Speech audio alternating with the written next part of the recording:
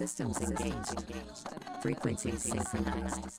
Prepare for incoming transmission. Coming to you from somewhere in the multiverse, this is Robots from Tomorrow.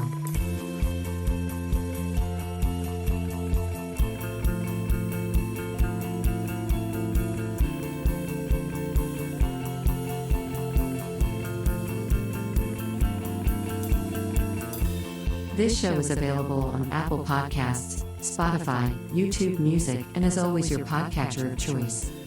For the full archive featuring over 800 episodes of comics and comics-friendly content like interviews, book discussions, and freeform tomfoolery, please go to robotsfromtomorrow.net. Here is your host, Greg. Hello everybody, welcome to Robots from Tomorrow. My name is Greg, glad to have you with us. Today, as we gear up for the release of my talk with writer Josh Dysart about his new horror miniseries from Bad Idea called The Hab with David Lapham and Bill Sienkiewicz, we are re-releasing the conversation I had with him back in April of 2020 in our Robots remastered format. The first time Josh was on the show, back in 2017, the conversation focused on his work as ongoing writer for Swamp Thing, the last run that character had under the Vertigo banner. That episode, 435 for those playing along at home, is also being remastered and should be on the feed soon. But for this deep dive talk, episode 664, the topics range from his latest book with TKO Studios, Goodnight PARADISE, his Eisner-nominated work on Vertigo's Unknown Soldier, his relationship with both books artist Alberto Ponticelli, how much fear and panic is a part of his work process then and now, why new publisher Bad Idea is actually a good idea, traveling the world, and why Jackie Chan is such a comfort in the trying times of a global pandemic. Robots Remastered. Better audio, shorter runtime, no real content loss, more bang for no bucks. What more could you ask for? So sit back, relax, and enjoy this chat with writer Josh Dysart.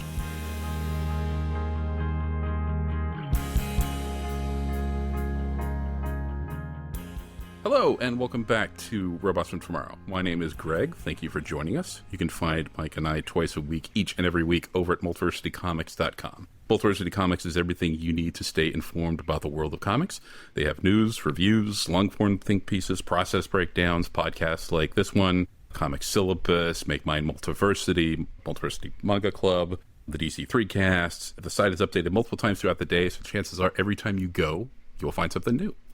RobotsFromTomorrow.com is our website where you will find our complete back catalog of every episode we have ever done. We're ramping up to almost 663 episodes, I believe. Chances are, if you are listening to a podcast about comics, there is something there for you to enjoy for free, no paywall. The episodes are also available on iTunes and Stitcher. If you could take a moment to rate and review the show, Mike and I would greatly appreciate it.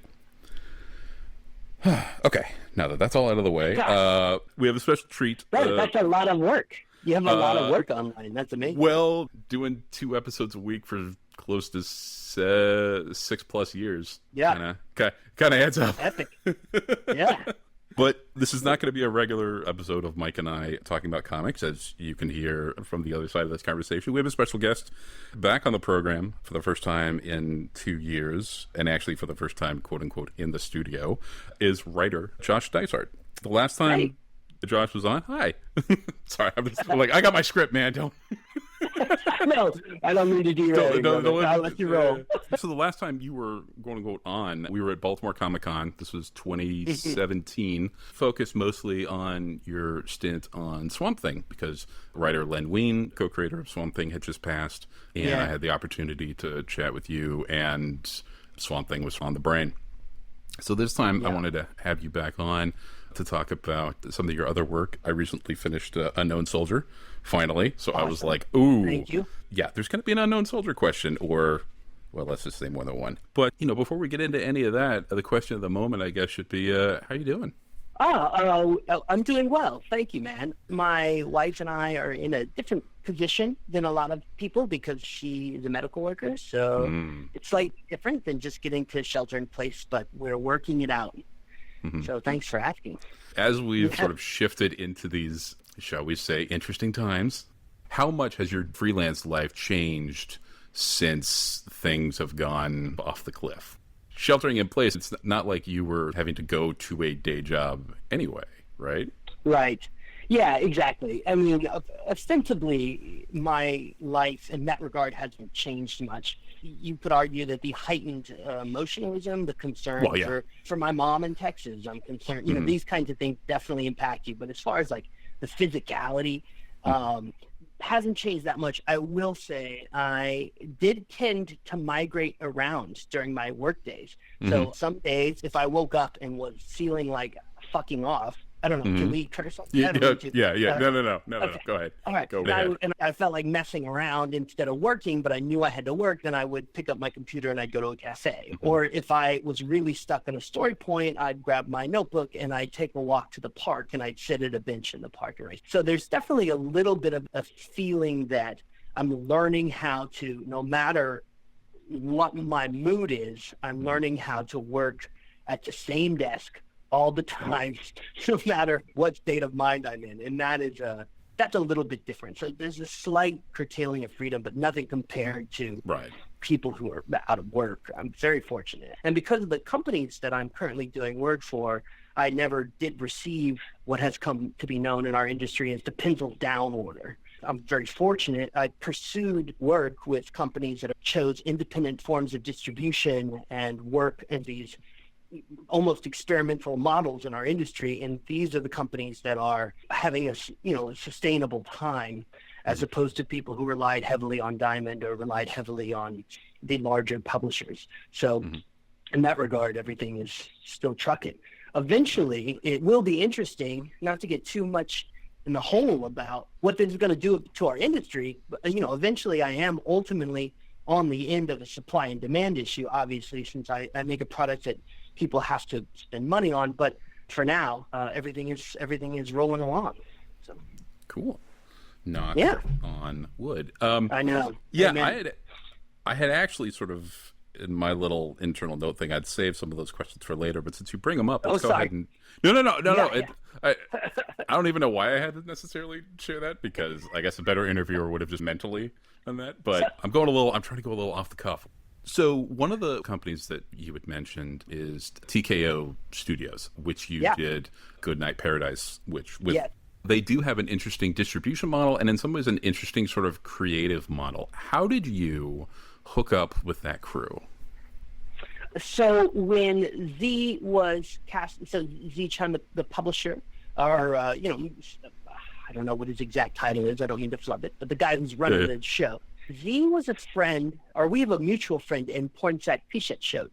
Pornsak was I argue, the infamous Vertigo editor who edited me on Unknown Soldier, but also edited The Unforgiven, which is a phenomenal book, and several other really, really great later stage Vertigo titles. And then he went on to do his own book, Infidel. Anyway, he's one of my best friends in the industry, and he and Z knew each other from TV writing, I guess, or something. And there had been this pitch, which is the pitch that became Goodnight PARADISE, that I had basically carried with me for 10 years and pitched to different companies. Karen Berger was very interested in it, but she became interested in it at a time when there was a great deal of transition for her, and she didn't know where the home was going to be. This is before she got the Dark Horse deal, and I had been taking it to other publishers and was not satisfied with how other publishers perceived my pitch.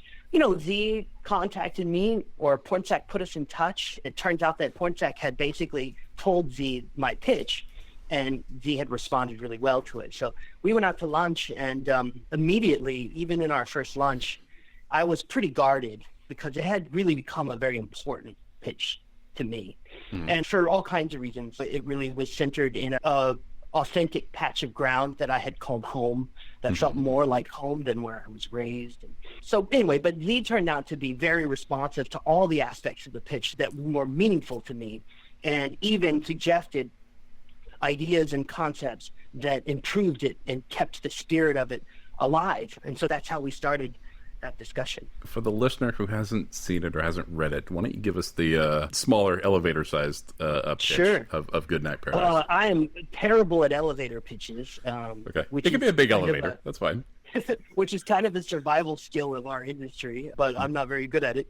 But basically, it is a houseless individual who has lived in Venice Beach for many years, named Eddie Quinones, and his discovery of a young runaway's murdered body and her dog in a dumpster while he's looking for food. and how he accidentally, and often in a mental illness haze or an addiction haze, accidentally solves the murder. And by structuring it in sort of a traditional Chandler-esque murder story, it really allows us to explore the history of Venice Beach as well as its current hyper-gentrification moment.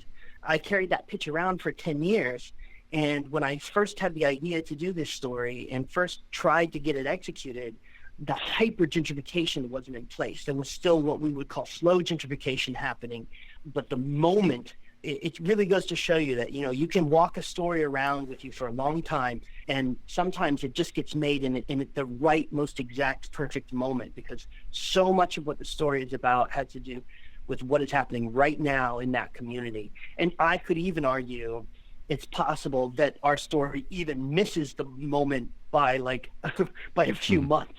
And by the time the book came out, we had almost arced through the most intensive tech company driven gentrification that could occur in that community.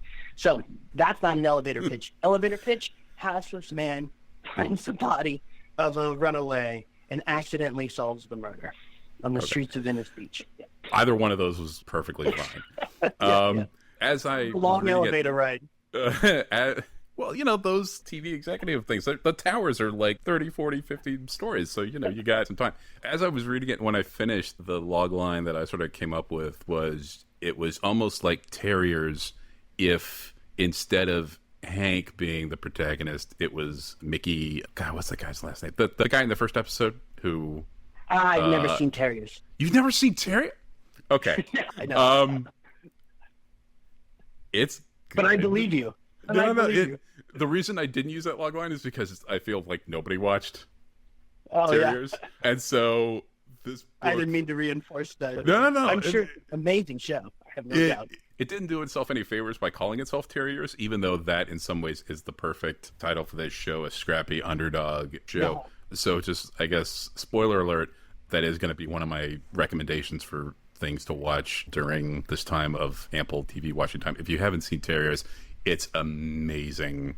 Anyway, you and Alberto Ponticelli getting to work again.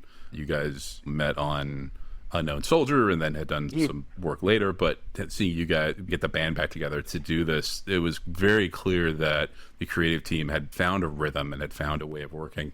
One of the things that I noticed was that Alberto seems to have two different things going on. He's got like a clear line sequences and then sequences that are a little washier, a little sort of hazier. And I would have thought that the hazier moments would have been used for the flashback scenes, and they weren't. It was switched. Was that something that he glommed onto, or was that something... Okay. Yeah, we knew that we needed a visual language. There's 3 time derivations, and there's even one that only takes place in the beginning of the second chapter or the second issue, which is very cartoony, and that is the flashbacks to the extreme past or the furthest past, where we see them in their home lives dealing with their parents and sort of get these glimpses of where they come from. And that's the most cartoony and sort of the most, not to give a value system to an art style, but kind of the most weird and dreamy, or at least filled out. And then the most recent memories are the past flashbacks, which obviously serve a huge importance in any murder mystery. They are the ones that are, like you said, done in a very clear, clean line. Julia, the colorist, is also a big part of helping us tell the reader where we are in time, because I really wanted to avoid as many captions as possible in this book. So she uses a different color palette for that. And then the present, where Eddie is living in the moment, and it is, as you said, is the dirtiest, the most visually extreme, a little bit ugly. And so the further in the past we get, the more idealized the visual aspect of the past, And so, that was something we very early on knew we needed to do, something that would just cue the reader as to where they were in time, because we wanted as much information to be visually imparted as we possibly could. Because the thing with a murder mystery is that it's just rife with exposition, and comics are not my favorite place to do exposition. So we really wanted to find ways to visually expositate if that's even a word. So I find the murder mysteries and these type of stories that I like the most are the ones that have like unreliable narrators, you know? Yes. And I thought Eddie was a good example of that, but also sympathetic. And you really feel for the guy very early on, and as this story just unfolds, you're wanting him to get a break. You're wanting him to finally just... I'm also trying not to spoil. Yeah, he's a frustrating protagonist in that a lot of the choices or a lot of the occurrences that come about in the book are exterior forces, socioeconomic exterior forces, and some of them come from the inside, from poor choices that he makes, you know. And I mean, I think there's a much deeper conversation than we could probably have right now about the nature of addiction and whether that does allow for personal choice or not, because addiction does play quite a big role in the book and in Eddie's choices that he makes. But nonetheless, there's a lot of internal and external forces applied to every character in the book.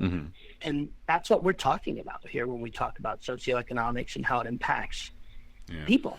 The other thing I felt was a real sort of domino effect, actions begetting other actions and things. Yes.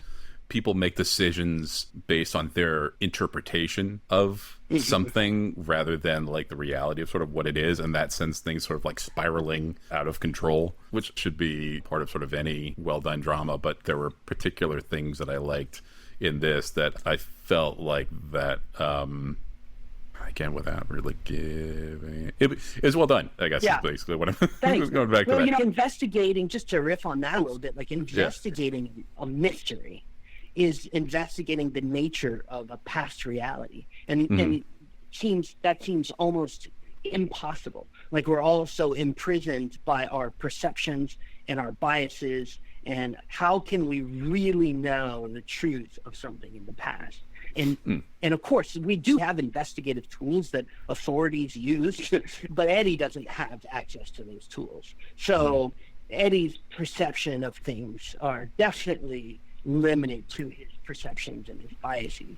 One of the things I was trying to say was that his investigation in some ways not contaminates it, but just the fact that he's investigating it is accelerating it in ways that it wouldn't have happened if he wasn't there. So I think it's like early on, he is investigating a certain scene, and in the course of that, he affects the scene in such a way that other people then come to a conclusion that moves them to do up their timetable on things that turn things from, oh, this is, you know, not a good situation, to it's a complete cluster at this point, because and that type of very little domino here, domino there, and all of a sudden just a lot of crashing and a lot of calamity, which sucks for them. But as a reader, you're just like, oh, that's not good.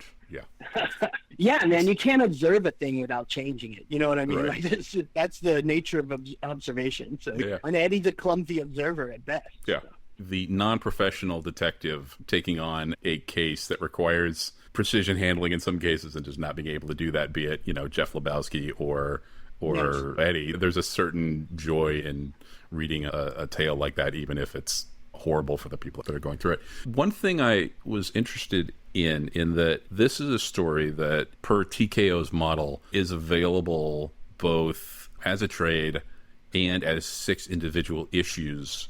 When you were actually writing the series, did the fact that it was never going to be available one chunk at a time, did that change how you like approached constructing the story in terms of like issue breaks? It did. You know, it's really interesting. I really tried to take into account the format that I will originally be published in when I work on something. I have a much different pacing and structure sense when I'm writing something that's going to be a dedicated graphic novel than I do when I'm writing something that's going to be released in singles. Now, what was so interesting about this is that this was going to be both. Yeah. And so I did everything in my power to try to structure it in a way that would celebrate both. So, for instance, it does break into single, I think, self-contained, individually entertaining, separate issues that each have their own internal structure and struggle too. Which is something I try to do with single issues. At the same time, I didn't labor nearly as hard on catching the reader up on previous events, or worrying that a reader wouldn't recognize a returning character, or something that like I would do in a monthly book where I know there's been a month between the books and stuff. So in that way, I structured it both as a single issue series, because it essentially has a 6-act break structure, but I didn't hold the reader's hand as much as I do in a monthly book when we have these massive gaps of time. And it was a really satisfying way to write, because I actually, even though I prefer to consume my comics in graphic novel format, I really like the comfort of being able to relax and sort of spill out without these arbitrary act breaks that single issues make. But at the same time, I kind of like the density that it forces us to work in. We kind of have to make a lot happen in an act break. So it was a pretty interesting exercise. I'd never really worked to try to balance those two aspects of the craft, or those two aspects of structure. So that was cool. So I read the single issues, but I read them in one sitting. So nice. I don't know where that kind of puts me on the spectrum. And then the TKO books themselves, I've actually got 2 so far, Goodnight Paradise and then Sarah, which I haven't gotten around to yet. But the format, like, they themselves are a little bigger.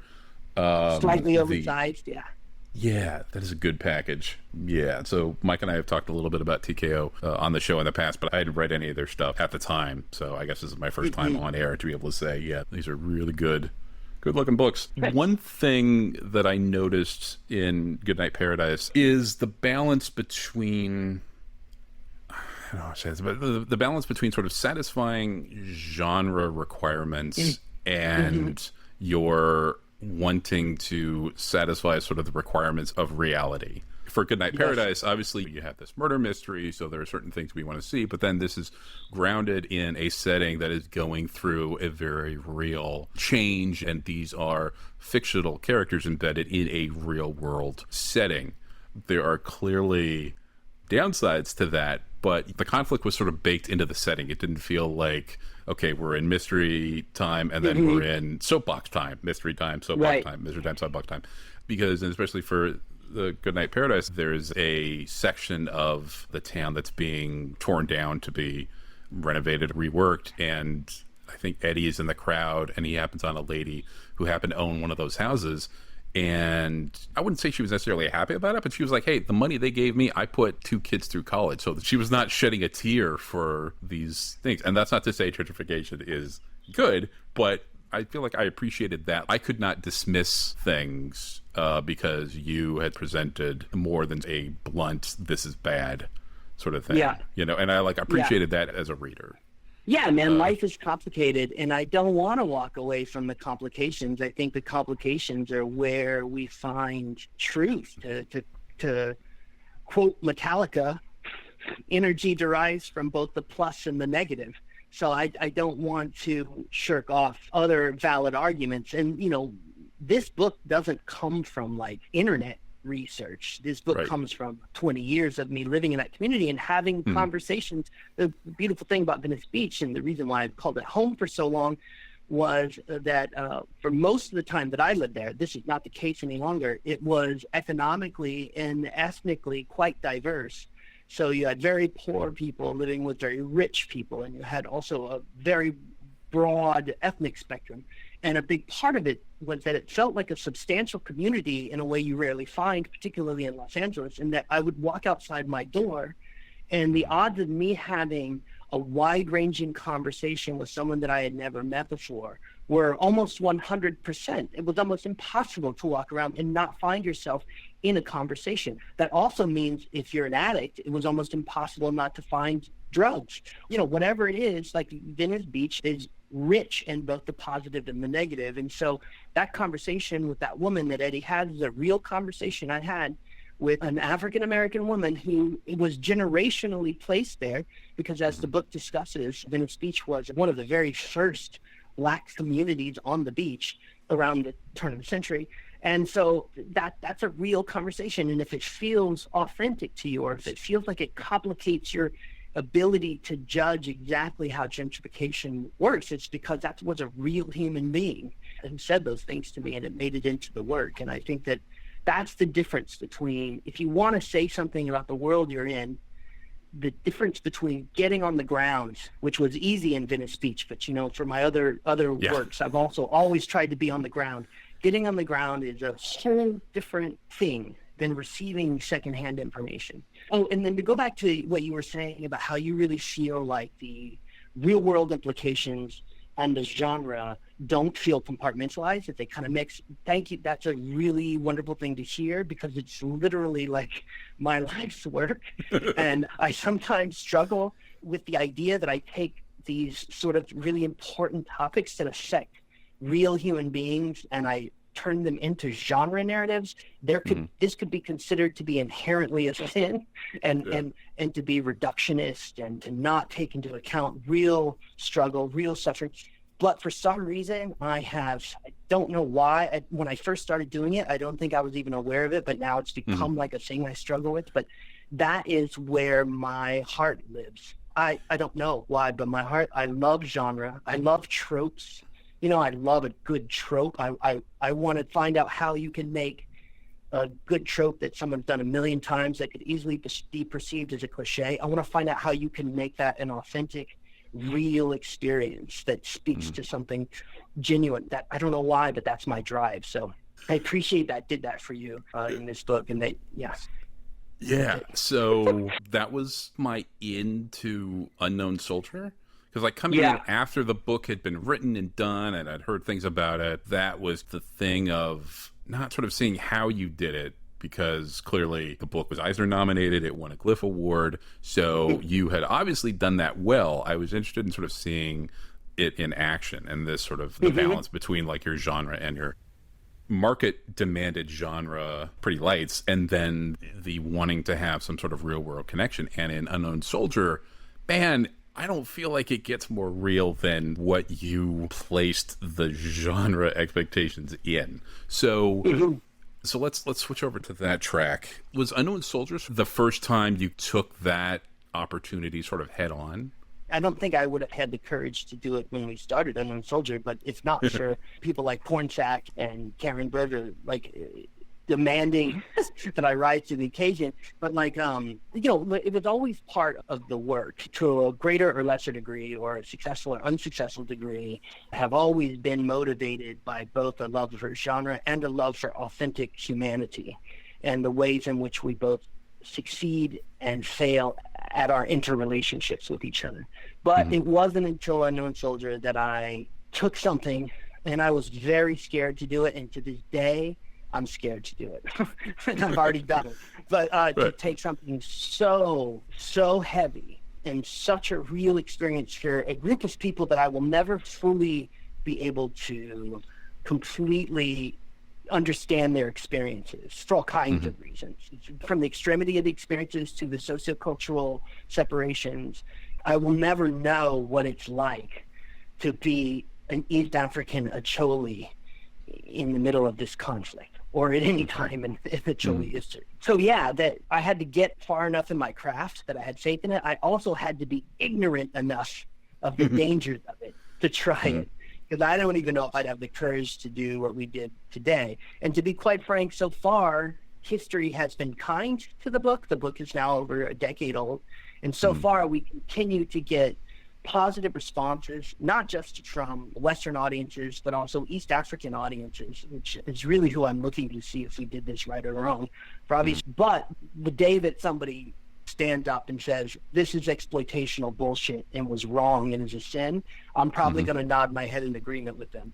So I don't really know how I feel about all that. But yes, that was the first time we tried that. I don't think that day is coming. But, nice. Well, if we dig into the minutia, how the book kind of came to be. So you're working on Swamp Thing. Swamp Thing is coming to an end. My understanding is Swamp Thing was sort of your first monthly, it puts you at a certain place in the industry. You're pitching more stuff to Vertigo. You pitch Unknown Soldier, not quite as the book that it ends up being, or? I would never have pitched Unknown Soldier in the same way that I would never have pitched Swamp Thing. It just, for different reasons. Swamp Thing was something that was so important to me as a kid that I would have never even tried. It always blows my mind when people were like, I loved Batman so much I wanted to write it. And the things that I love, I want to stay as far away from it. that's fascinating to me. But, Unknown Soldier wasn't really my vibe, like this kind of World War II action hero book. But they asked me to pitch with a couple of other people. And so it was like a competition pitch saying, which is okay, as long as you know that you're doing that. And my first take on the character was that it's a Vertigo book. Let's not actually reframe the book. I'm not like a huge fan of reframing things, but let's just be far more honest about World War II. That's just it. Let's just do the same character and have it be a really authentic book about the brutality and the humanity that surfaced during World War II, which is something that Garth Ennis has now spent, the better part of a decade sort of exploring. Right. But nobody was really interested in that pitch, and I'm thankful they did give me another chance. And the birth of that pitch had more to do with me really needing a job than me thinking about what was the right thing to do with the character. So I rarely approach things like this, but I approached it like, what is the thing that's going to most get me the gig? Not what is the best idea. So my first thought was, this was 2006. So I knew that everyone was going to be talking about the war on terror. Like that was going to be, I bet 90% of the pitches were some war on terror pitch, right? Because that was just the rhetoric of the moment or whatever. And so I had been following Joseph Kony and the conflict in northern Uganda off and on, just out of sheer fascination, mostly because I was always been very interested in cults, and I'm always like tracking different cults, and the extreme Christianity of Kony was interesting to me. And so I just, in a desperate need to pitch something unique with no real feeling that it was ever going to get picked up, I just sort of thought, this is the longest running, least reported conflict of my generation at that time. And it sounds kind of like an unknown war, an unknown soldier for an unknown war. Let's just set it there. And so I wrote the pitch with just this real need to get a job. And then when that pitch was eventually greenlit, and it took a long time, and if my timeline is correct, I think they sat on it until Blood Diamond. That movie was like a big success. It was like a white savior, East African movie. And I also think that Richard Burning, who Karen Berger's husband, was a friend of mine. We always have gotten along quite well, and she, just out of being a friend, had decided to read the pitch like on a plane while flying to San Diego. And then I believe he was the one who said to Karen, this has to be done, like this is really interesting.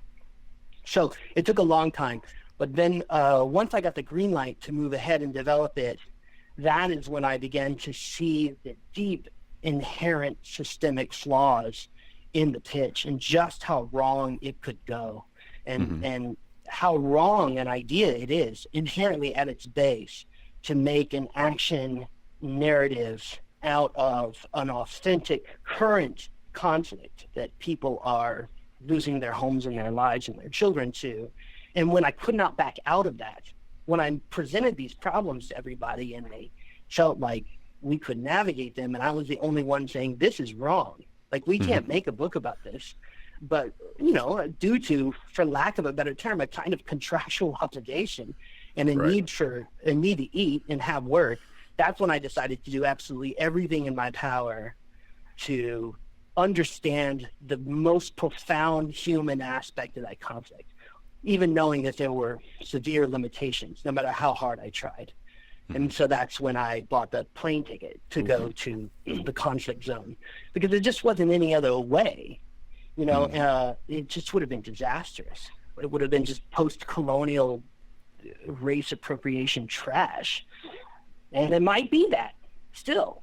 I think talking about. But so that's how that happened. So then I went there.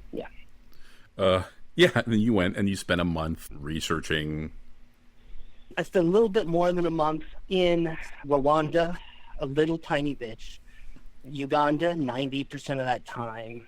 A very brief stint in what was then Sudan, but is now South Sudan.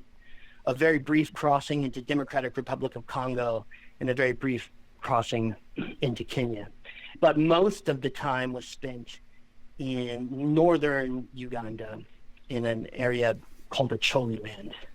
And that was 2007. There was a ceasefire that had currently occurred, and most of the lieutenants of the Lord's Resistance Army had gone to Juba, Sudan for peace talks with the Ugandan People's Defense Force.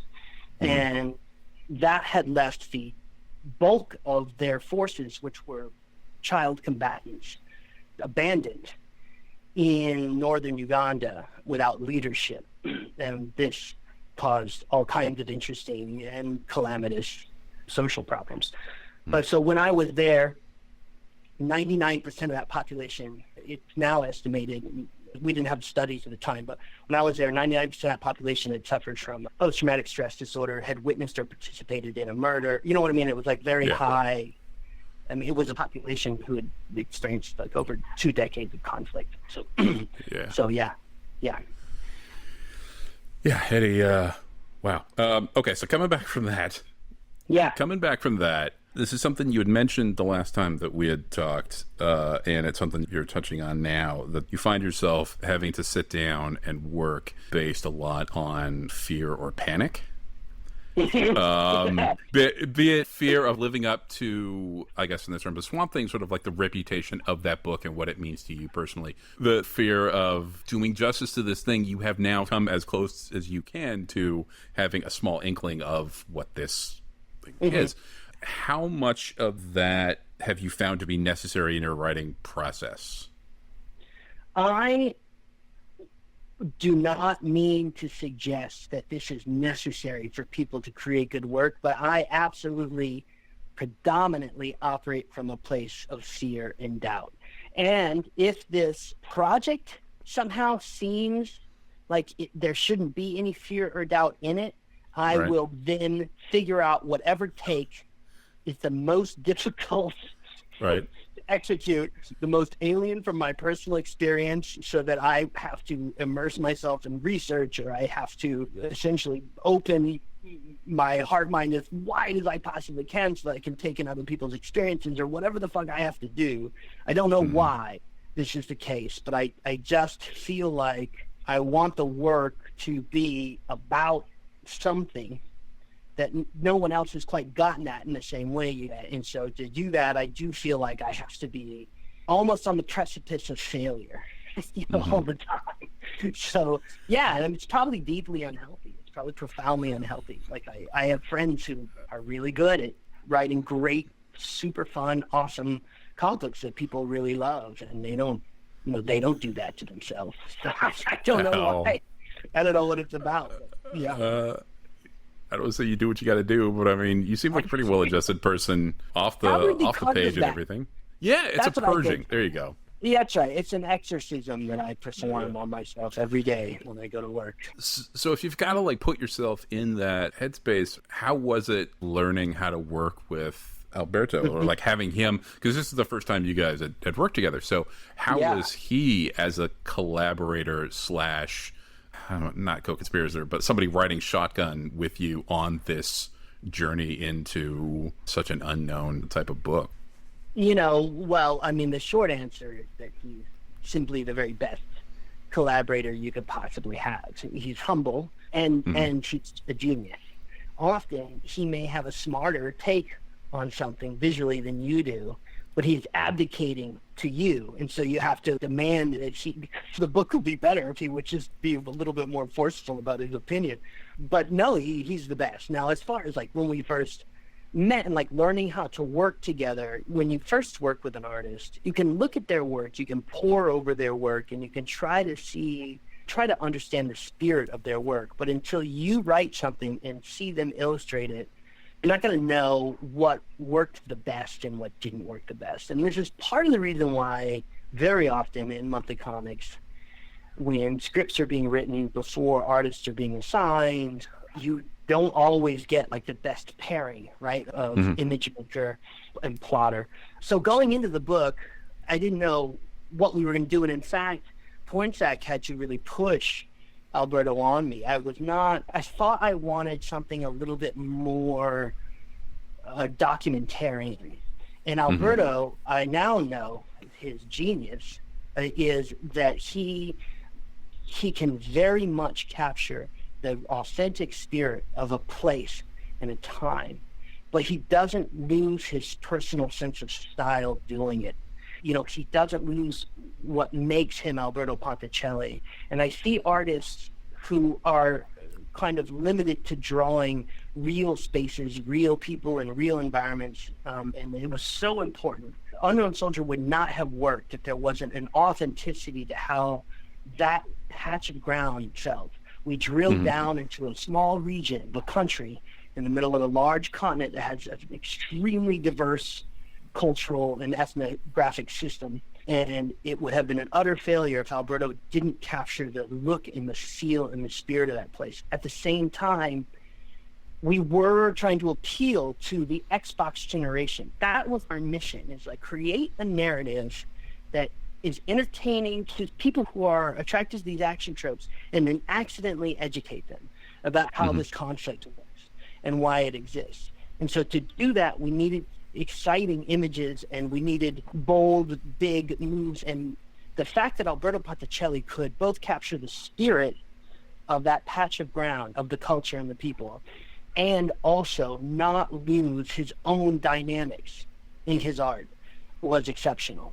He very quickly won me over. It didn't take long at all. And in fact, I was in Acholi Land when I was receiving the email, and I had to go to these, these internet cafes that had like young kids looking at porn in public and stuff, to these internet cafes and watching, whatever. I think it was like one of the Spider-Man movies was out. I mean, they're pirating movies and stuff. And that's where I had to go to check my internet. And that's when I saw the first character sketches come out, because I had to write that pitch before I got to make the research trip. With the hopes that we would just change whatever did not ring authentic based on the research trips. So when I first started to see the character sketches, particularly Sarah, come in, that's when I began to get very excited about Alberto Ponticelli. And I think I took over 1,000 photographs while I was there. And Alberto, I don't know if he sifted through them all, but they were all made available to him. But you'll see, honestly, I'm taking pictures of things like gutters, the actual structural design of a street. Like, these are not interesting photos to look at. And you'll see it in the work, man. You'll see, the very first review we got was from a reader in Kampala who had admitted to me online later that she had to illegally download it because she was not able to get the work there. And, she said in her review that she'd never in her life seen her home city depicted accurately in any kind of Western media other than movies coming out of Uganda and stuff. So that's something that Alberto achieved, and it's a tremendous act on his part. It feels obviously very much of a particular place, and just the balancing of like the granularity, but also I find it interesting in that people can follow intricate chronologies and weird permutations of fictional characters and races and organizations and everything, but trying to get that sort of enthusiasm switched over to something that's actually real is probably very difficult. Felt like you guys did a really good job keeping things understandable over the 25 issues, right? That you can sit down and, and read. And I think that's why I defend, though there are certainly arguments against it, but that's why I defend the use of genre and these tropes, even in the most atrocious, inhumane narratives, because people do need fiction. I don't mean to make a value judgment, but people somehow need fictions. And there's something about a trope, or there's something about a genre that categorizes events in a way that allow us to understand it a little bit more, or at least have a slightly more pleasure in interacting with it, a little dopamine hit that a trope gives you or something. So ultimately, every time I would begin lamenting that we were doing something profoundly ethically wrong by just having this book exist in the first place, Pornsack would be the one who would basically get on the phone with me and say, look, this is important. People need genre so that they can interact with this. And we were at a con, and maybe it was an earlier time I was in Baltimore. I can't remember exactly, but like a 16-year-old kid came up to me and started talking to me, and he knew who the president of Uganda was. And he understood how the presidential parliament worked in Uganda, all because he read this book. And he only read the book because it was like an action war book. So I don't know if it's right or wrong, but that's what we did. And I have seen many times over the course of my career, I've seen that book do what it was meant to do, which is accidentally educate people on how a real group of people lived through a really horrible period in time. So, and I think that's important. That's like the empathy engine. And if we had to blow up some cars or whatever to do it, then that's what we did. Yeah. You blew up a lot of cars and some planes and some blow stuff up. Yeah, there was shit blew up really well in that book. Yeah, it does satisfy genre tropes, and it's a Vertigo horror book. The thing is, the horror book, the horror is real and real horrific in a lot of ways. And yeah, Ponticelli wasn't the only artist that worked on the series. Yes. You got to work one issue with Rick Veitch, but also 2 issues with Pat Marciani. Yes. How did working with Pat come about? We knew we were going to have to give Alberto a break. Also, when we first started the art search, even before we found Alberto Ponticelli, we understood that it would behoove us immensely, not just how it was perceived by the outside world, but it would behoove the book to have an East African on the team. But for all kinds of reasons, we couldn't find an artist that the publisher would be comfortable with, that the Western market, and I'm not speaking for the market, but you know what I mean? There were just problems. We just couldn't get anybody on the book. Then we discovered Alberto Ponticelli, and Alberto had a globalized view that was necessary, and he turned out to be he's like one of my best friends now. So I wouldn't have had it any other way. But while he was doing that, we knew we were going to have to give him a break. He was working his ass off. And that's when both Pornsak and I independently came to the concept that let's really, really try to find someone from this region so that it can keep Pornsak and I honest, not for public perception. And so Pornsak began doing as much research as he could, and he found a group art show in New York City where Pornsak was at that time that was all artists from across sub-Saharan Africa. So he went because he's a great editor, and that's what great editors do. They don't just deadline jockey. So he went to the show, and that's where he saw the paintings. And I believe at that time, if I remember correctly, it was some of Pat's Afrofuturism work, which is extraordinary. He was really blown away, and we reached out to Pat. And Pat is from the Democratic Republic of Congo. It's not quite regionally what we were looking at, but one problem that 20 years of war brings to a culture is that there is almost no culture. It doesn't allow for culture. It sucks it out of the ring. So we were having trouble finding artists from the immediate region, but because Pat was from DRC, it was region approximate, and we reached out to him, and he was then living in France as a political exile in France. He had to escape his government. He had been making cartoons against the Democratic Republic of Congo government at that time, and he had to flee for his personal safety. Okay. So he was living in France, and the woman who is now his wife, we began dealing with her, and we brought Pat on board, and then we heard Pat's story, and I'm not here to tell Pat's story. We actually published what little he was willing to talk about in the back of Unknown Soldier, but Pat had his own unique experiences with child combatants and his own unique experiences as a person having to flee his nation. And he did 2 things for our book. He brought an authentic sub-Saharan African feeling and vibe to it in his art, and also he legitimized Pornsak and myself. He helped us understand what we were getting right and what we were getting wrong in this cultural representation. And so, he was a tremendous asset. And it's funny, when you say he only drew 2 issues, it's really funny to me because I remember him being such a constant co-collaborator. It's funny that it's only 2 issues. And then, of course, he has remained in my life ever since, and I've tried to work with him, and I've also tried to help him stay in the American market. But he's an extraordinary artist with an amazing personal story that I hope that he gets to tell one day in his way, whenever he's comfortable and ready to do that. But I could not sing Pat's praises enough. And then with Rick Veitch, I mean, that is just, huge fan of Rick's all my life. Pornsak brings him on board. It's just one of those moments. It's like when I did the Swamp Thing issue for Richard Corbin, where it's very easy to freeze up and not produce, where you're just like, I'm not good enough to write for Richard Corbin. I'm not good enough to write for Rick Veitch.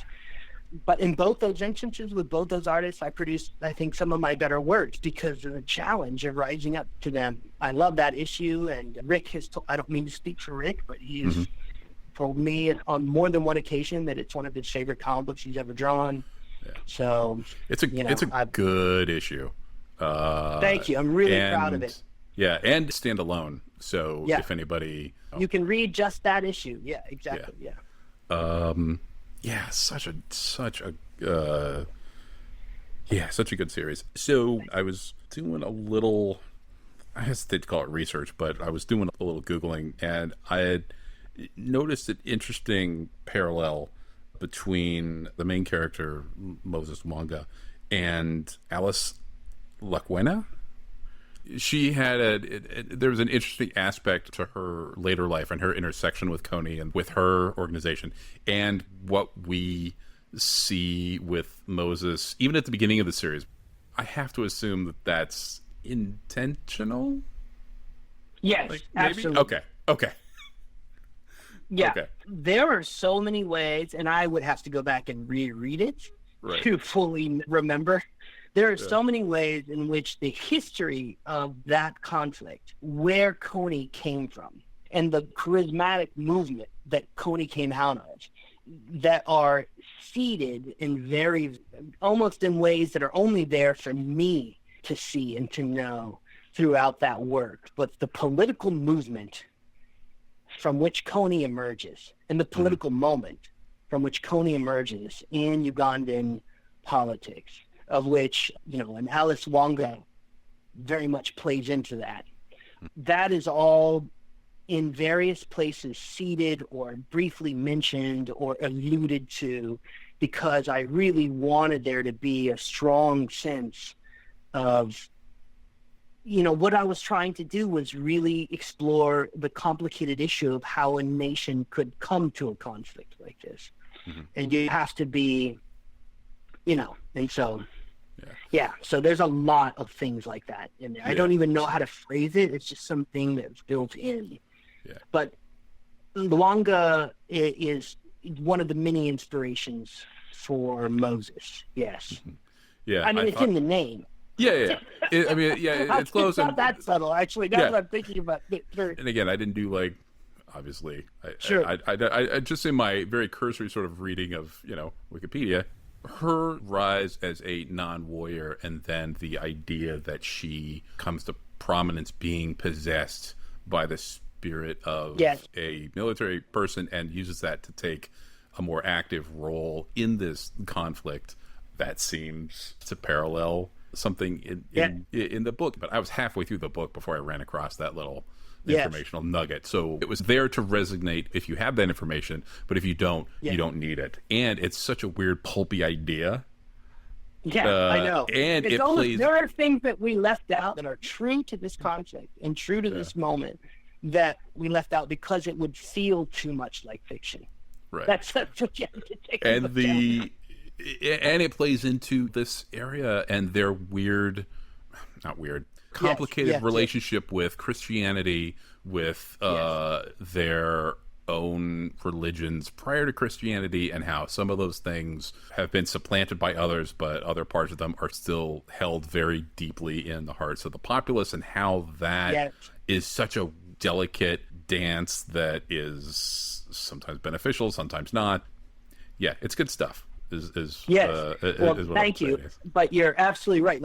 One of the interesting things about this book, and I'm not sure I always succeeded at avoiding this, but one thing that Pornsak and I had to really watch out for, and one of Pornsak's job was to point this out, was we didn't want to just exposition. It would have been so easy to have Moses discuss the history, and I would argue actually the opening issue is a little too much of this, but we were having such a hard time getting the reader to just understand the fundamental basics of what was happening.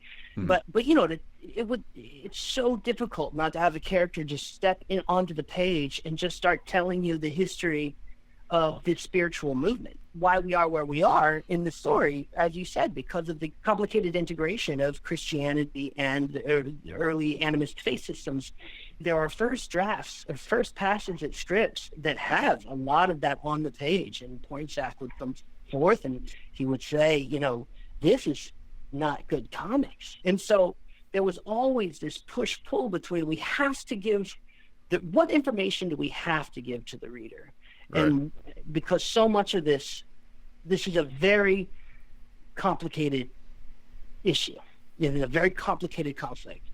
All conflicts are complicated, and these are the complications of this conflict. So, you know, we're always wrestling with that. So what you found, I think, was us burying something that we found both fascinating and relevant, but never were able to, without making it clumsy or ugly or get in the way of smooth story sailing, to actually put in text on the page. You know what I mean? The whole book is like built like that. The whole book is us submerging information into the bones of the story, because if we had it come out in text, it would just be clumsy and ugly storytelling.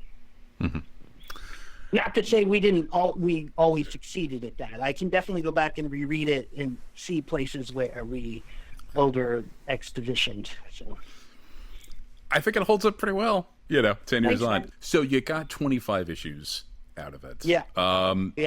If the book had gone on longer, how much longer do you think you could have done the book? Because I feel like from what you got, the arc of Moses feels pretty well paced. I didn't feel like there was any sort of, we're treading water until we can get to where he kind of needs to be. Those 25 issues, that feels like A to B to C, and then you're going to end on D, and that's where it's going to be.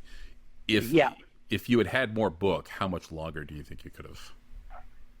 You know, that's a really interesting question, because at this point in my career, I would have slugged that book to death. Like, in other words, I would have written it past its usefulness, because I needed the work. I had effectively at that point, I had kind of, you know, I'm very close friends with Mike Mignola, but at that point, as far as us collaborating together, I kind of blew that, because I was putting far more effort into Unknown Soldier than I was putting into the BPRD work. And I've never been a creator who's been very good at doing a lot of books at one time. And so I had effectively kind of fucked up a lot of my relationships, because I had become so concerned with making sure that Unknown Soldier was not an exploitational work, that it had consumed my entire intellectual capacity to like work on things. So my point being is that I didn't have any other place to go. So I would have probably continued to do that book past its prime. And so in a very strange way, it's probably best that we got canceled when we did. And also that Karen Berger had enough respect for the book that she flat out asked us, what do you need so that this is a completed work? But also, we have to stop publishing it. And so she gave us those last 5 issues, that last story arc. But to answer your question, the intention originally, and your original intention never, ever, ever makes it to the page, and it's probably for the best. But the original intention was that the book would start on the grounds with the child soldier, and with every story arc, it would slightly expand the world so that you would see how the machinations of the first story arc had been put into place. And so by the time we get to the storyline that takes place in the IDP camp, dry season, which technically, even though we broke it up for market reasons, but technically ends in a separate story arc called Battle of Little Note, that we were beginning to understand who is funding these conflicts. It's not just a sociological phenomenon. There's an economics involved. Somebody economically gains by this region being destabilized. And that's when we began to talk about the Karamazov cattle wars and how important that is to the price of beef, and how you legitimately proven, not a conspiracy theory, how you have money coming in, intentionally destabilizing the region, making sure weapons continue to flow into that region from major beef suppliers in South Africa, in Dubai, in Texas, right? And now how that feeds conflict, solely so that the economic price of beef can be impacted in that region. So we were going to keep doing that, kind of expanding outward. And so ultimately the plan was, when we first designed it, and I'm pretty glad we didn't do this, was that ultimately he was going to end up like in Europe with the big bankers who finance the corporations that profit from African conflicts, which is a real thing that we were going to draw a line to. Now, you could argue that would have been a really powerful thing to put into an American action comic book and might have opened some eyes. At the same time, though, maybe it's just a way for me to feel good about what we did get. But at the same time, it's also kind of interesting and possibly important that Moses never left the region, and that we stayed relatively on the ground. Although it starts to be about UPDF leadership, it does get bigger. Doesn't stick with the child soldiers. So that was the intention. Yeah. Okay. You do hint at some of the larger stuff in that last arc. The story does stay very grounded. I mean, even if Moses went to Europe, it still feel like what we got was Moses's arc and the trajectory that we sort of saw him start in the first 2 issues. I can't remember exactly how it breaks down because I read it in trade. Yeah. But everything feels like it is the Moses arc that we get. Although, as a fan of The Wire, I got to appreciate the follow the money train. It's so crazy, because I have to tell you, I had not seen The Wire throughout the duration of the book. I started watching The Wire, I think, shortly after we finished Unknown Soldier. And part of what has made me now I am a lifelong David Simon devotee, is because when I saw what they were doing with The Wire, and I realized how close that was our original conception for Unknown Soldier. Every story arc discusses an issue in this region that had led to this conflict. I became so enamored, it was so exciting to see somebody actually get to see that through. And as a clinic in sort of balancing genre versus dealing with real issues and real people, I mean, The Wire is a police procedural. And it is always a police procedural, even though it's digging into, the drug trade or the schools or the docks and the politics, all of that, which is, I guess, a way for me to wrap up the Unknown Soldier part of this by saying, I love The Wire. I think Scalped is an amazing book for Vertigo, in that it does the same thing. It is there's genre out the yin yang on that book, but it really gives you a sense of this other real world thing. I feel like Unknown Soldier is up there in the Vertigo canon, and now that I've read it, I can really say, they are of a piece. Nice. So. I think Scalped is. I appreciate being included in that group. It was a pretty extraordinary time for Vertigo, in a lot of ways. I mean, I would argue, and she's probably a self-serving argument, but I would argue it was the last great Vertigo wave, and I say that not because of my book, but, Scalped and The Unwritten belongs in that phase, and there was just some really great work that was being made, and Will Dennis, Pornsack, and just really good editors, Shirley Bond. There was just really great people making comics there, and so it's an awesome thing. And Warren Simons, my editor from Valiant and now Bad Idea, he often tells me that I was spoiled by Vertigo, that it ruined me, because I entered the industry expecting to be bold. That's what people wanted. They wanted us to be bold, and they wanted us to make crazy choices that could fail or succeed in equal measure, and they gave us the space to do that and the time to do that, and that was such a rarefied air that then when I had to enter into technically the real world comic book industry, I was completely unprepared for it. I was just down an asshole. You know what I mean? That's fantastic. I'm glad you brought up Warren, but I want to ask a really quick tangential Vertigo question. So you and Pornsack obviously have a good relationship. He was such a guiding force in the Unknown Soldier thing. When he started actually writing comics and being on that end of it, were you included in his round table of people to bounce ideas off of? And like, if so, yeah, was that and interesting? still really, yeah, I love that. I mean, there's only a few cats that I enjoy talking story with. I mean, Pornsack is kind of the top. I read a draft of Infidel probably in 2008, I think, or 2009. So, yeah, I definitely believe in the man. There weren't any not as easy as it looks conversations? Maybe? Oh, what is that? Like, oh, no. Well, I mean... Probably not. I mean, I'm sure he's, yeah. It is a different muscle. Editing a comic and writing a comic are not the same thing at all. Maybe there's some skill sets to inform one or the other. But at that point, once he stopped being an editor at Vertigo, he had become a writer for television. And that's a different medium, of course, but he had been honing his voice and working on his voice. And he wrote some short comics and stuff that I can honestly say I wasn't like super impressed with, but he did the work and he put in the reps and he figured out how to do it. And I think he's a really great writer. Yeah, Infidel was really good. Yeah, it's awesome. It's fantastic. So you mentioned Warren.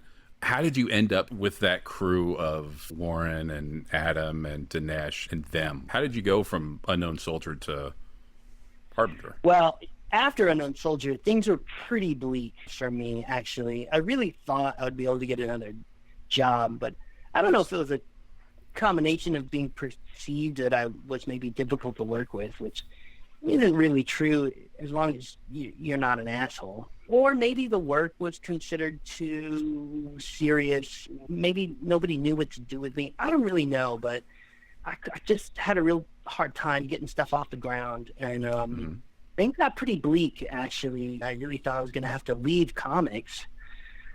And then I got cold called by Warren, who was putting together the creatives for Valiant. I think I was the second call. I think his first call was to Rob Venditti. And I got to be honest, man, I probably wouldn't have been a part of that Valiant enterprise if I didn't need the job so much, because it wasn't interesting to me to relaunch a 90s superhero imprint. And I wasn't a Valiant fan. I wasn't against it, but I was just not something that I had read in the 90s, except for Archer and Armstrong, which I really loved. But I needed the work, and Warren cold called me based, I think, on two things. I think Christos Gage is a really lovely, wonderful man and friend of mine. I think he had said nice things about me to Warren, and I think that Warren, on his recommendation, picked up Unknown Soldier. And you have to take seriously an editor who reads Unknown Soldier and is like, this guy would be great at writing teenage superhero comics. And I thought that was a really bold leap on his part. Yeah. In his defense, it is a bold leap. I can see how your familiarity with the idea of using children as tools. Yes. That, using them as pawns, that was baked into the Harbinger idea anyway, like back in the day of having like Peter and Toyo Harada. I can see somebody saying, oh, we're getting the Unknown Soldier / Child Soldier guy to come in and spearhead our version of that in a way. I agree. I certainly I don't think I saw that at the time, but I did lean into it because so you're absolutely right. I think that's probably where he got that initial concept. So he cold called me and we started doing it, and we built that city on rock and roll, as they say. We built that all together, and because we were such a small company, and because we were doing this trick that the Mongol hordes used to do, they would like race from one battlefront all the way across their empire without resting and leap into another battle, making the enemies believe that they were fighting a much larger force. That's sort of how we ran Valiant, right? And so we looked bigger to the industry. We were like the pufferfish of comic book companies.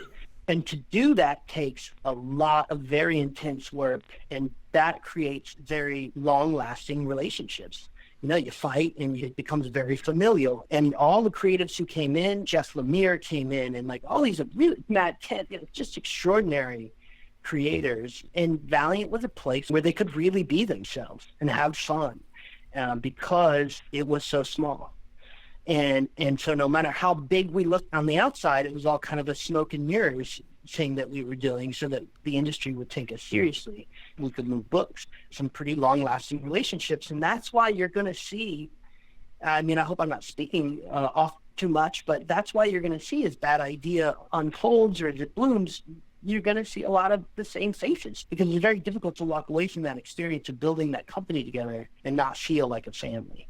And bear in mind, I mean a family in the most authentic sense. That means there's a crazy uncle, there's somebody you don't like, there's everything else, you fight, you all show up together at Christmas, no matter what. You know, it's like, that's what we went through. So it's very difficult to let go of those relationships. Yeah. But I've never treated my career like to a fault, unfortunately, but I never treated my career like a professional should treat their career. I always kind of treated it like, oh, I'm hanging out with my friends and making comics, you know. And Bad Idea very much feels like that again, even though all the old arguments and everything have come out. Well, you can't argue with the results of your career and just seeing the people that are involved with Bad Idea. The question I actually had here was, what makes you think Bad Idea is a good idea? Because I love horrible puns, but I do feel like, I mean, it just feels like they're not going to do anything that's stupid. The first time I talked to you was, I think, Baltimore 2012. It was the Valiant launch, and I hadn't actually talked to you yet. I was at the Valiant booth, and they had the shirts there, and I was looking at some stuff, and there was a guy there who I started talking with. I knew he was like part of the group, and you know, we were talking about the books. I was like, oh yeah, this looks good, this looks good. Anybody who's smart enough to get Ryan Hughes to do their line-wide design is like, that's genius right there. And he was like, and so we talked about Ryan Hughes for a couple of minutes. Turns out, of course, that was Dinesh, right? And I didn't know, I didn't like recognize the name tag. If I saw it, if it listed publisher or whatever on it, it was small enough that like I ignored it anyway. So the fact your head guy was able to have a 5-minute love fest conversation on how good Ryan Hughes is, that dude is not going to do anything too far afield in comics. He's sort of one of us. Incredibly so. He's definitely one of us. Yeah. So when we do finally get around to seeing more Bad Idea and your particular Bad Idea, I think it's going to be something to check out. I'm very, very, very happy with the work that we are doing, and I cannot wait for the world to see it. So cool. It's going to be awesome. So getting a little bit away from comics, mentoring is something that pops up again and again. Using comics for informational purposes, advocacy is something that pops up. Particularly Comics for Peace in the last couple of years has been something that you've worked with. Can you tell us a little bit about that? Yeah, I can. Yes. So I became involved with a group in Pakistan who were basically, the premise is that they did a college tour, which I did a college tour of Pakistan, spoke to over 1,000 students, asked people to come to us with their stories, and then we would mentor them into, we would either assign them with artists, or if they were artists, assign them with writers, or support them if they felt they could do both. Pick a smaller percentage of the pitches that we received. They would basically come to us, and then not here in the States, but in Pakistan, and to Lahore, and we would help them realize their comics, and then we would give them a distribution platform that would translate their comics into multiple languages so they could be part of the global conversation. And then we chose 2 comic book creators to bring to San Diego Comic-Con last year so that they could have their own table. They gave their comics away for free, but they could learn how to pitch their comics, sell their comics, and to be part of this conversation at San Diego. We believe that even though San Diego is called an international Comic-Con, we find it to be actually a little too isolated culturally. And we thought it would be really interesting if there were more voices there, from more Muslim voices in this regard.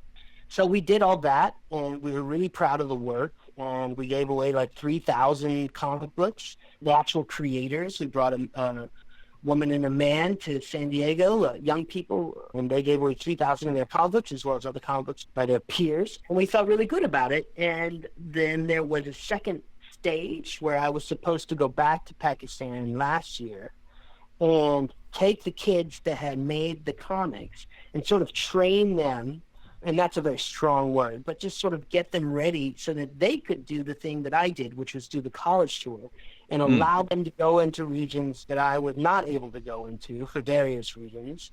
And so that then we would do this again, and we would keep our table in San Diego, and we would bring new Pakistani creators to San Diego the following year, and we would basically, it would become a self-regulating engine that would create and build and expose a Pakistani comic book culture.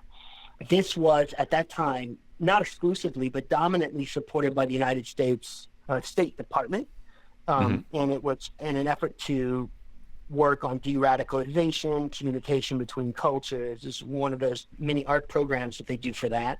And we had a very good relationship with the U.S. Embassy in Pakistan. But unfortunately, we were doing really great, and I loved the program. Unfortunately, the new administration, or current administration, has not placed the same value on these kinds of cultural outreach programs. And so we have lost our funding as of this date, and that has put us in a little bit of a holding pattern. My Pakistani partners are still doing everything they can in Pakistan, but that's where we are with that program. But we did get the first stage done, and I'm really proud of it. And we got to bring two extraordinary young comic book creators to San Diego Comic-Con and let people ask them questions, let them ask people questions, just really kind of let Pakistan have a place at the international comic book table. And that was pretty awesome. I really enjoyed it. It was a great time. I hope we get to restart the program. In terms of mentors for you, have you had one in your comics career that you were pulling from or sort of thinking of when you were put in a position to do that for somebody else? Was there a particular person, or you just... No, sadly, I've told this to him, to Mike Mignola before, and I don't think he ever realized it, but I learned a lot from Mike. I learned a lot from different editors throughout my career. Joan Hilty, and there's a whole bunch of different editors. The list would be too long now. But I never had like a mentor to guide me. They were always work relationships. It was always me coming into a professional relationship and not knowing how to do it, but shaking it and observing everybody around me trying to figure out how they were doing it. And that's the closest thing to a mentorship I ever really had. So, for one, you make crappy comics in public a lot that way, but that's how I did it. So I just give back, or I'm just a part of these programs because I really believe in storytelling as a cross-cultural way of communication, and I think it would make the world a better place. And it also improves my own quality of life because I get to go to Pakistan and I get to meet all these really amazing people, and I become a more expansive person because my own prejudices are overcome and my own false impressions of the world are overcome. And I could argue it's as much a selfish act as it is an act of altruism. Yeah. Is there a particular spot on the planet you're looking to go to once we're able to travel that you haven't gone to? Man, I want to go everywhere. If I haven't been there, I'm ready to go. Let's go. I want to meet everybody. It's all hang out all over the world.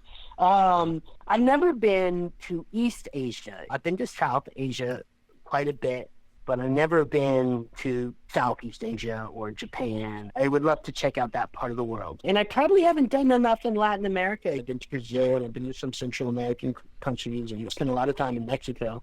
But I just want to go everywhere. Come down with people, man. That's all. All right. I assume if we get through the other end of this thing, travel...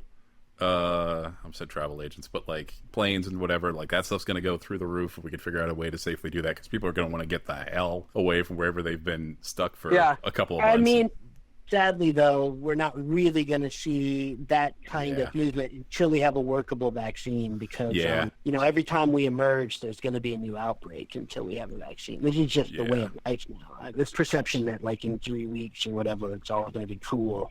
Yeah, it's no, that's not. That fundamental misunderstanding. So, but I think we have a vaccine by maybe, I don't know, June of 2021 or something. I think that maybe it might be like that. Yeah. At some point. Yeah. Hope springs eternal. Well, it's funny you mentioned China. It's funny you mentioned East Asia, because one of the things that spurred this conversation was you had mentioned back in the early days of our quarantine a top 10 list of Jackie Chan movies. And because of it, I finally watched Police Story. Yes. which I totally enjoyed. And Yes. as we sort of dovetail towards the back end of this conversation, I wanted to ask you, what is the best Jackie Chan movie to watch while we're here in quarantine? I mean, I generally place, and it's solely for accessibility. Look, there are tiers, right? If we're just going to discuss Jackie Chan, there's like tiers of Chan. And there's quite a few movies, because he's made quite a few movies that just occupy that top tier. And whether or not, I don't know what movie would be best for each individual person, because there's different stages of Jackie Chan's career. There's different things that you're interested in. There's a kind of Hong Kong sense of humor, a sensibility that you're going to need to wrap your Western mind around. Okay. You know what I mean? And be cool with.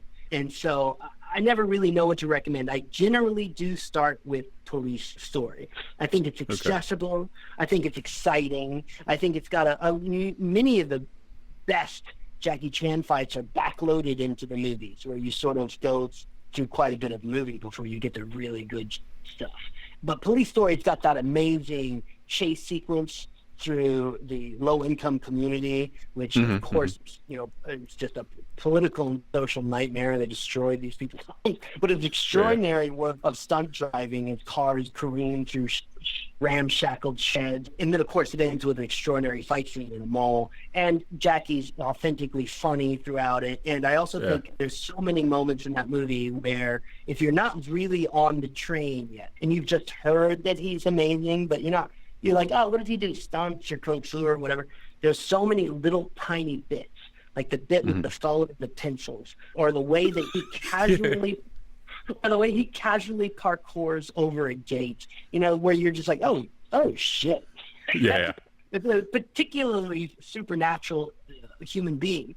Having said that, there are many, many great Jackie Chan movies in all kinds of different modes. If you really like the old 70s kung fu stuff, The Young Master is amazing. The First Drunken Master is great. If you don't mind complete, just silly, just crap, Snake and Crane is a really funny, awesome movie with a crazy final fight scene.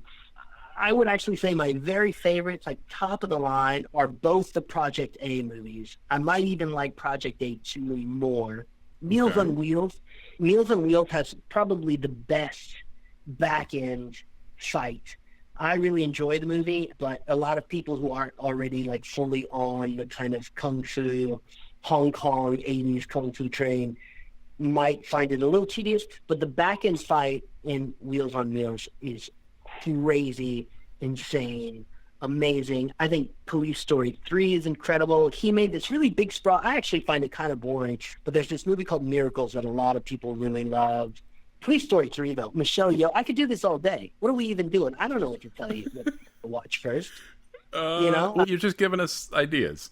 I can just that's good. Police Story 3 has Michelle Yeoh in it. She's amazing. She's like heart-renderingly beautiful and a crazy martial artist. Police Story 3 is the movie in which Jackie Chan actually, in reality, got hit by a flying helicopter. Yeah.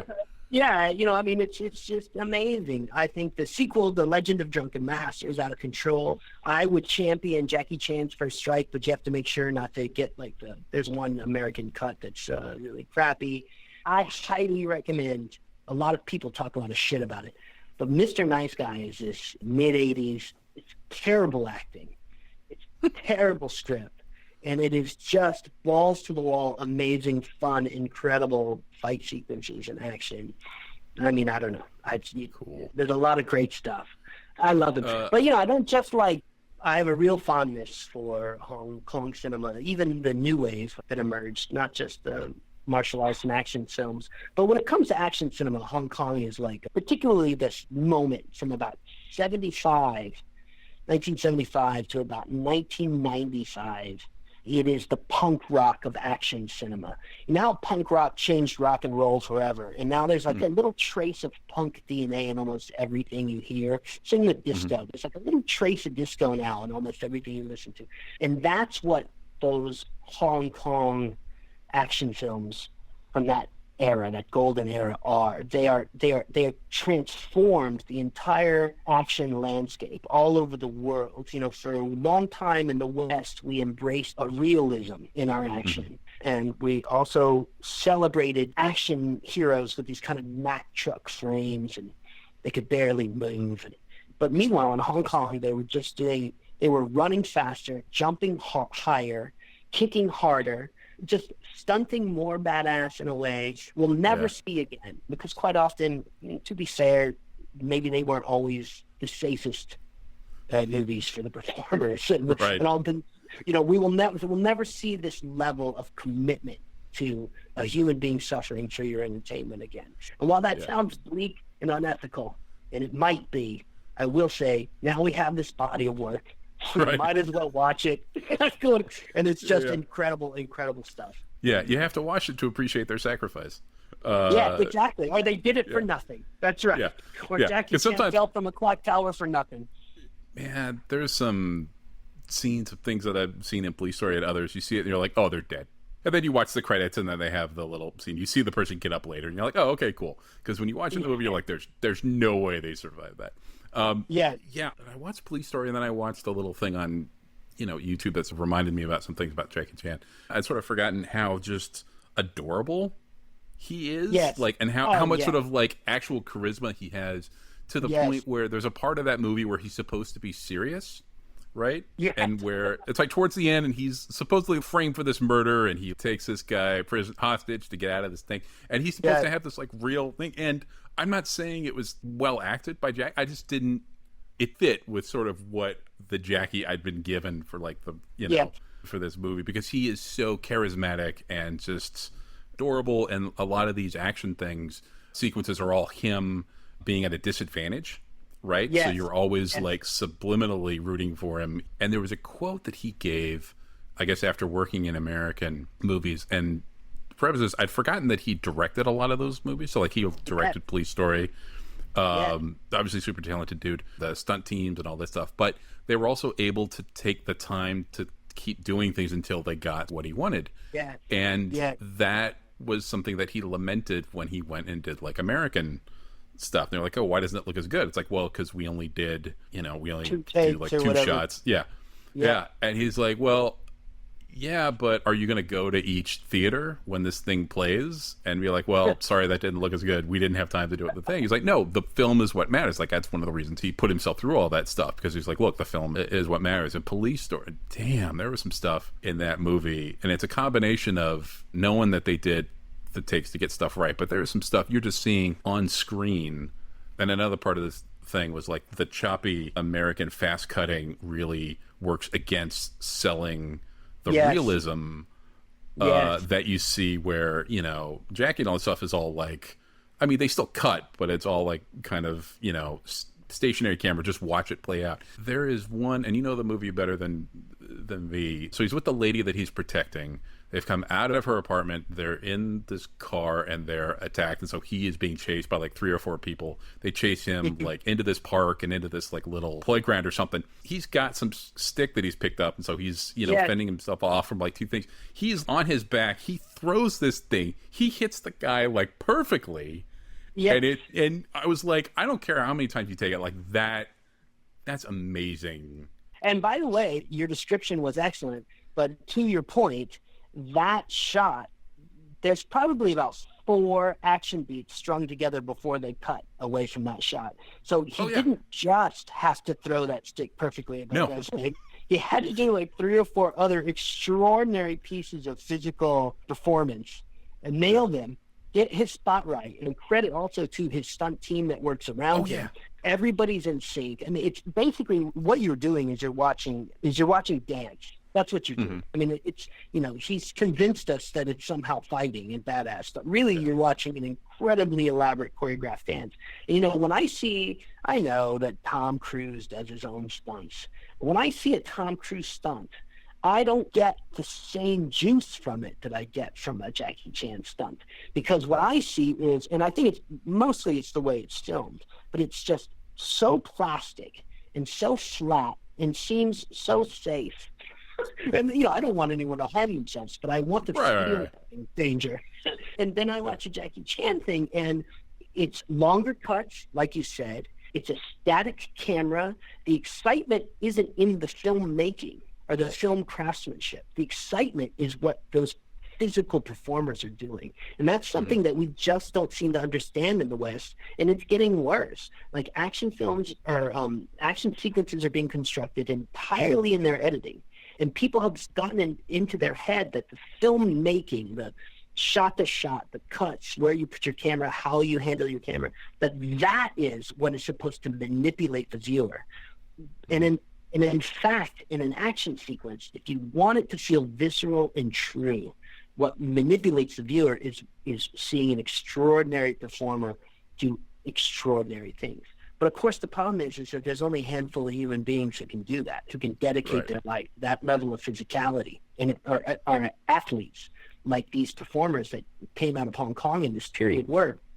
Unfortunately, there is a small kind of underground, straight to streaming, I guess we would call it these days, movement of incredible physical performers being brought into action films, but we've gotten so addicted to these fast cuts and to creating tension in the filmmaking instead of tension in the performances that we are losing a lot of, even from extraordinary performers. Like, I think it would look really awesome to see Tom Cruise dangling off the side of an airplane. I don't know why you guys can't sell it for me. I don't know why. I know he really did that. Everyone tells me he really did that. How come it looked boring as shit? I don't know.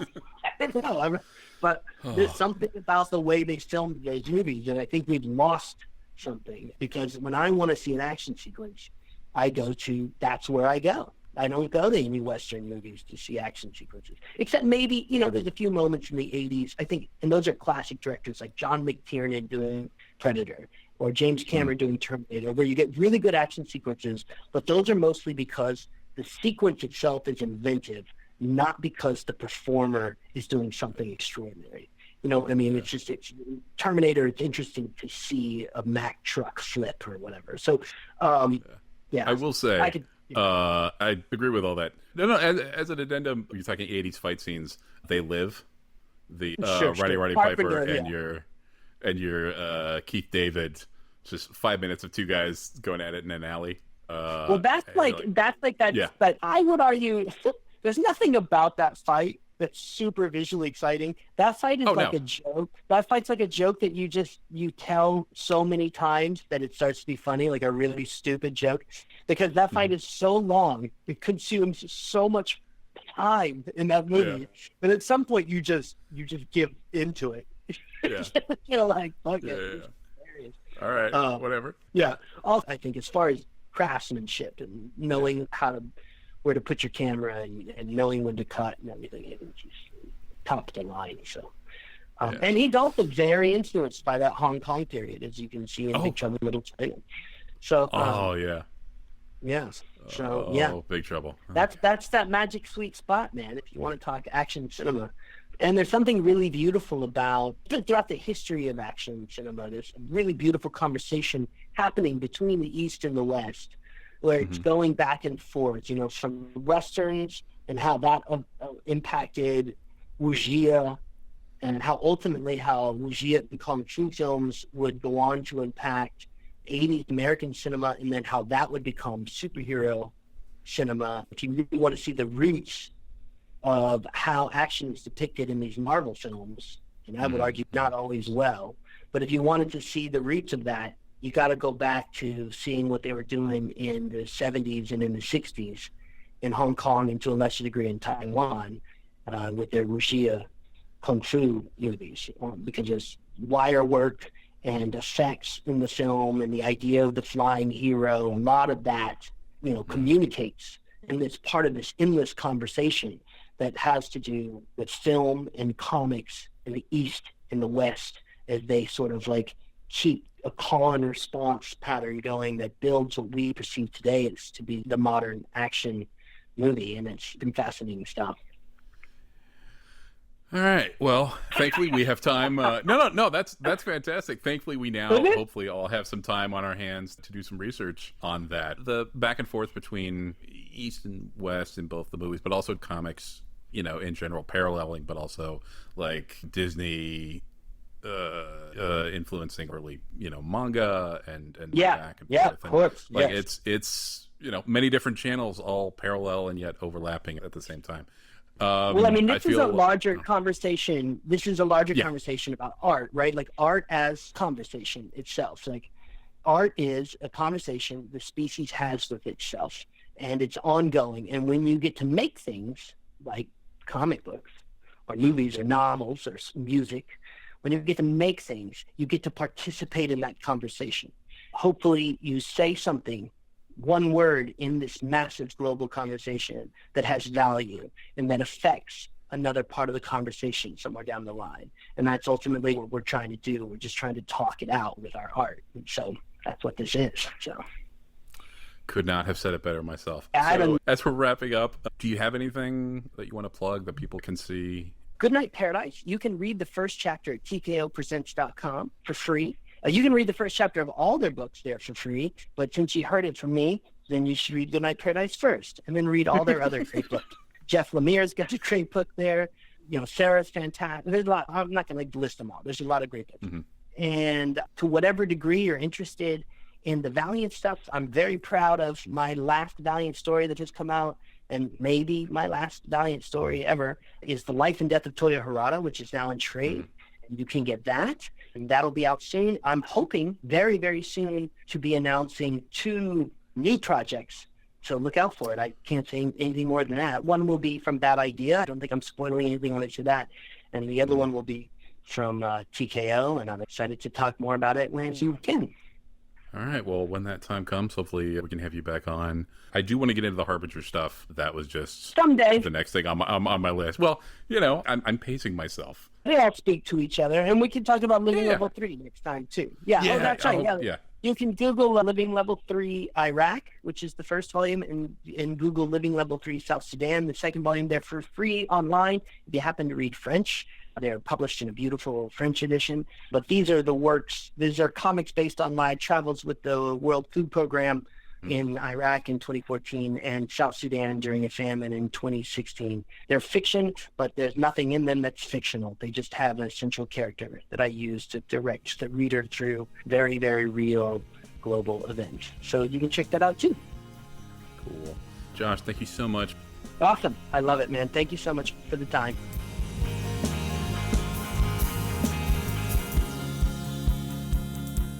There you have it, folks. As always, please do not hesitate to subscribe, rate, review, like, or whatever options of that particular persuasion are available to you.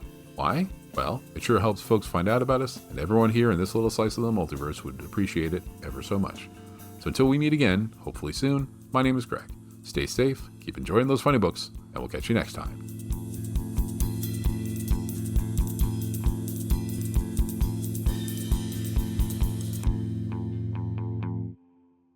Thank you for listening. Systems disengaged.